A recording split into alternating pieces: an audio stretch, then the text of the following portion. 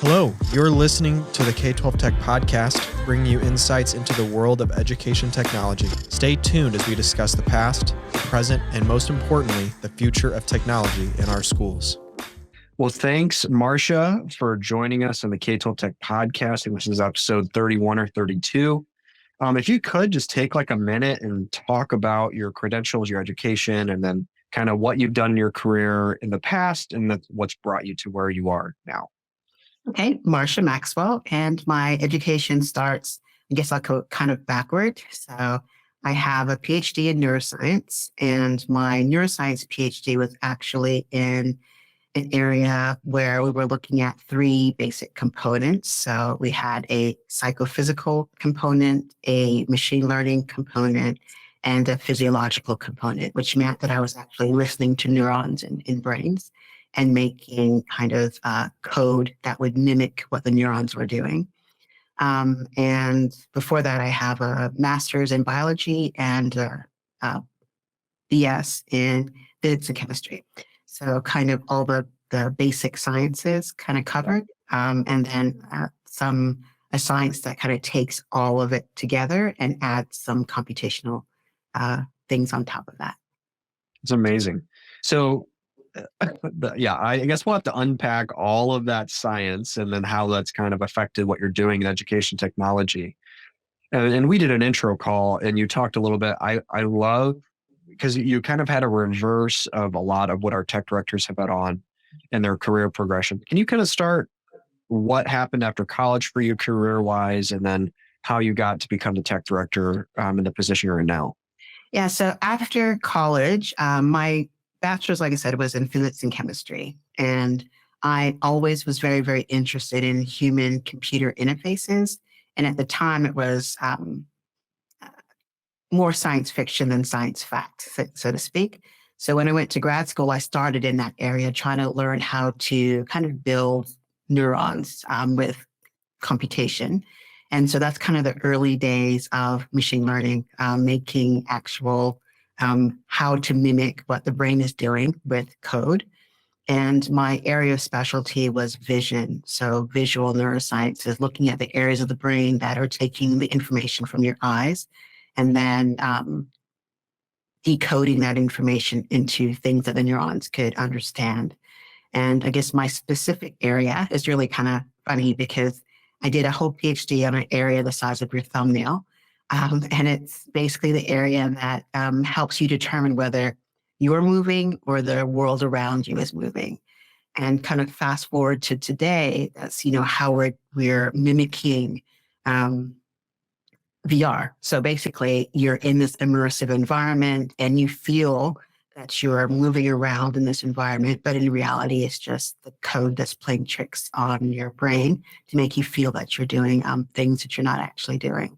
So I think it's kind of funny that, way back then, had no idea what was going to eventuate in these areas, both with the machine learning, turning into things that we have now, like ChatGPT and generative AI. Usually, same models are behind them, these large language models. And also, looking at, the areas of the brain that are actually helping us to create these immersive experiences.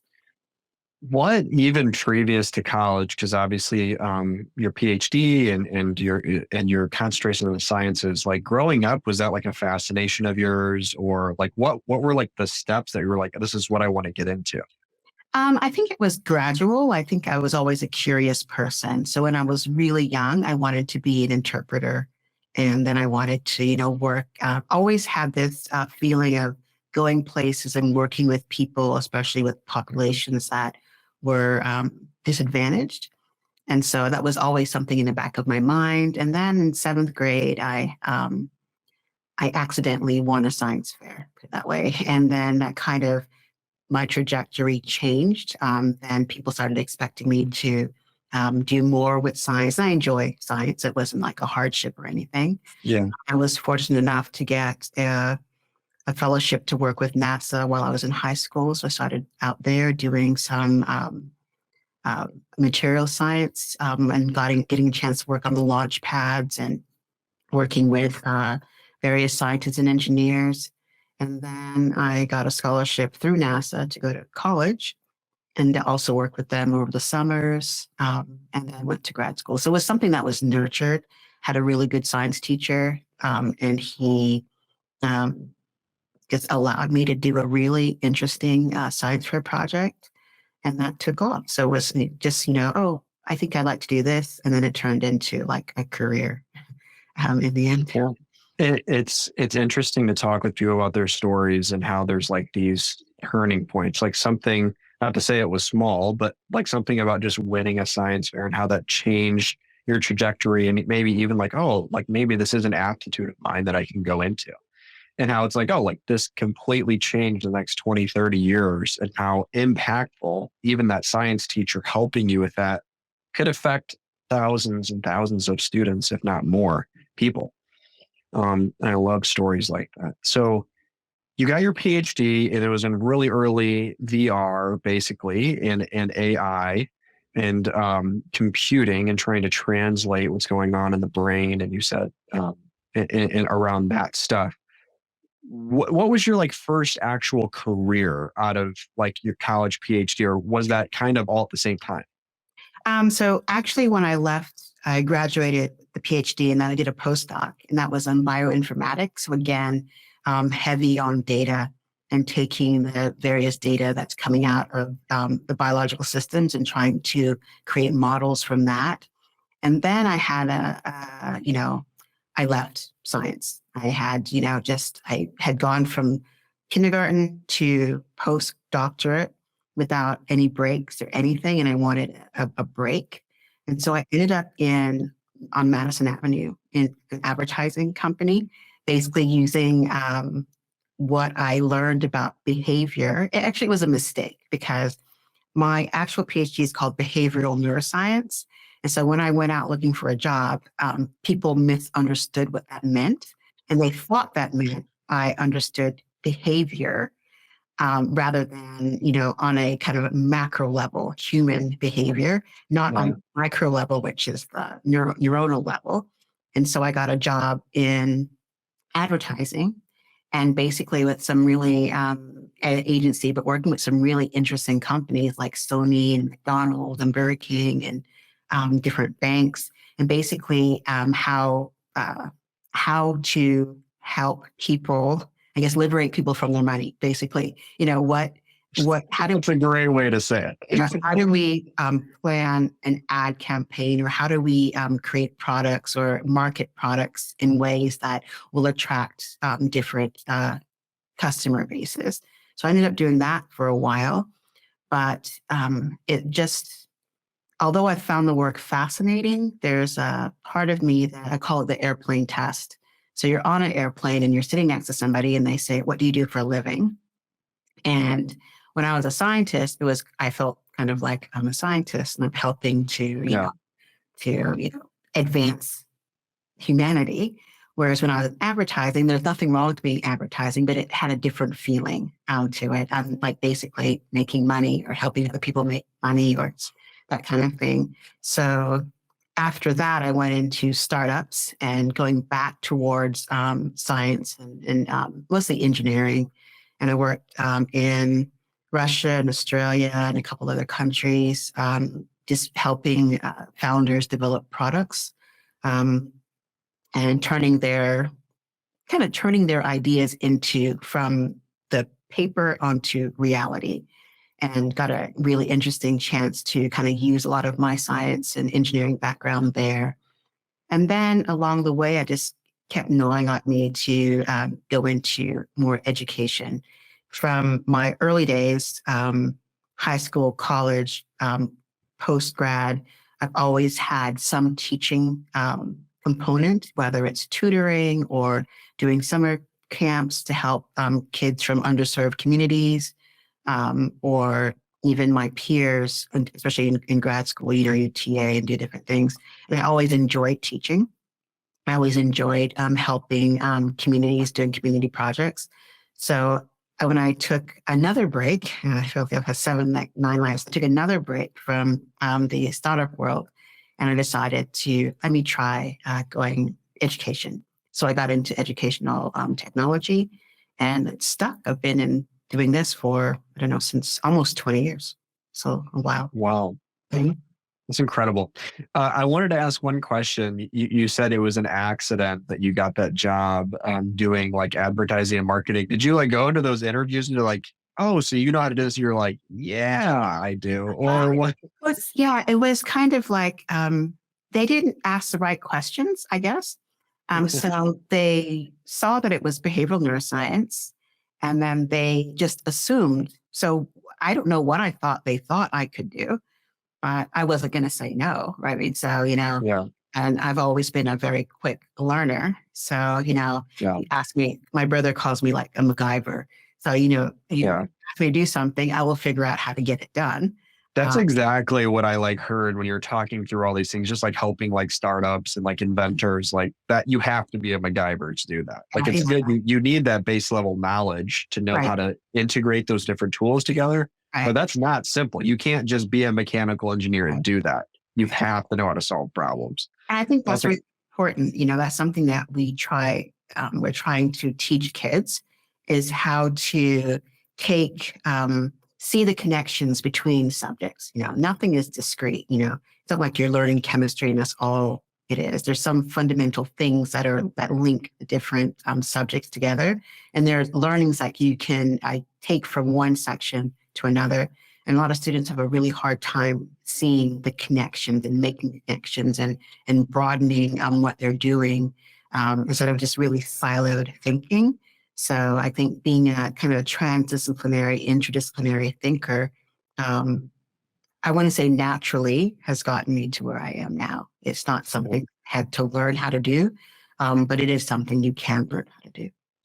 well, we need more MacGyvers in education technology for sure. So 20 years. And the topic of this podcast is VR and AI, and then also kind of what are you MacGyvering in your current district, and what issues are you passionate about solving? Yeah. So in '90s and the 2000s, you're in the early sets. What were the early predictions of both of those things? We can start with either one. Mhm. And then the question is do you think like what things were right, what things were wrong, and what things do you think are still coming? Maybe they were early. So I'm kind of curious, what was the conversation around it, or was it so far in the past that it was just more conceptualized? It wasn't like real yet. I think it was more, not so much conceptualized, but I didn't think that it was going to be as ubiquitous as it is now, especially with machine learning, the whole AI thing. Like coming from a very small, not small, but small community of people working on like vision, neuroscience, and computational vision, and to see where it is now. Back then is kind of, and still is. When you look at the people who are doing this kind of work, you wouldn't expect that, a housewife in the middle of Iowa or whatever is going to be using, large language model to write a letter or do something. And back then you had to have a lot of expertise and knowing the code. And it's a small club, let's put it that way, a very small club. Mhm. And the pathway to entering that club was a lot of schooling, a lot of knowledge, a lot of access to expensive equipment. Whereas now, ChatGPT is free, BARD is free. All these things are easy at your fingertips. Anybody, anywhere can get at it, and anyone, anywhere can actually use these APIs to create things. And I think for me, that's the biggest stretch. I mean, back in the day, it took such a long time to get any type of validation of your model. Whereas now everybody's linked. So if I want to create anything, even, the merge of VR and AI, I'm using AI to create virtual immersive experiences. The learning curve, it has flattened a bit. So now anyone with a strong desire to create something can. So your only limitation is not so much your knowledge of a language, a coding language, or access to a particular piece of equipment, but rather your limitations are your imagination. I think that's really incredible. The things that you could have kids in, elementary school create would take a small army of PhD students 20 years ago. Yeah, I think, the barrier, right? The barrier to entry and the accessibility is just phenomenal. And, there's a lot, like I follow in the business world. Microsoft was one of the early investors in Chat GPT, OpenAI, but they didn't really fully like associate themselves with it. I think that was the concern of when we publicize this, what's going to be the public's reaction. And I think overall, the reaction was way more positive than they initially thought it was going to be. And now you see the CEO has left and he's going to Microsoft, which means Microsoft is going to incorporate it now into, the dashboard. Yeah. At least that's what I think. Yeah. I think that, also looking back, like Microsoft has been in a lot of things. Like I'm thinking about even back in the day, that Xbox Connect, that camera could do a lot as far as, it was used for something really kind of, mundane and simple, but, people back, I'd say 15 years ago were kind of saying, oh, wow, this has depth. It can do depth. It can see what I'm doing, and kind of thinking about how can we use this to create other things. And then, they came out with HoloLens, and I was an early adopter of that. And, what you could do was really amazing. And now we kind of, saw, those were like $3,000. Then the Quest came out, which was $99, $200. So, just democratization of VR and AI, I think is where we're going to really see it really, really take off. Of course, there's the devices are still, in my opinion, too expensive for mass adoption. But I think we're on that precipice where soon we will be able to step over it and have something that, a mass market like Quest devices can use. And get Yeah, I think specifically VR was one of the things that I feel, and this is my opinion on this, I felt like it was adopted